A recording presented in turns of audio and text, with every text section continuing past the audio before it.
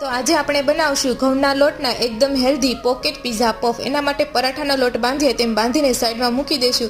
ત્યાર પછી આદુ મરચીની પેસ્ટ, લસણ, ટમેટા, કોબી, કેપ્સિકમ, ગાજર, ડુંગળી, વટાણા, અમેરિકન મકાઈના દાણા, red chilli sauce, dark soya sauce, ટમેટા સોસ અને આ સિવાય આપણે જોશે પિઝા સોસ અથવા તો પાસ્તા સોસ। પછી પેનમાં તેલ મૂકીને આદુ મરચીની પેસ્ટ અને લસણને થોડીવાર સાતણી લઈશું। પછી બધા જ વેજીટેબલ્સ એમાં નાખીને હલાવીને સ્વાદ પ્રમાણે મીઠું નાખી દઈશું।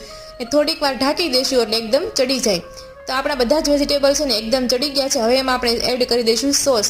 તો પિઝા સોસ છે, રેડ ચીલી સોસ છે, બ્લેક સોસ છે, ટમેટો સોસ છે અને પછી એમાં નાખી દઈશું ચીઝ અને પછી એને હલાવી દઈશું। પોકેટ બનાવવા માટે રોટલીને આ રીતના કટિંગ કરી લેવાની છે લંબચોરસ। પછી એમાં એક સાઈડ આપણે સ્ટફિંગ ભરી દેવાનું છે ને પછી વાળી દઈશું। તેને પેક કરવા માટે આ રીતના ફોર્કની મદદથી એને દબાવી દેવાનું છે। તેલ મૂકી દીધું છે। મિસ્ટર રોનક અહીંયા પોકેટ બનાવતા જાય છે ને મમ્મી રોટલી વણતા જાય છે ને હું તળતી જાઉં છું। તો આપણા પિઝા પોકેટ પફ એકદમ રેડી થઈ ગયા છે।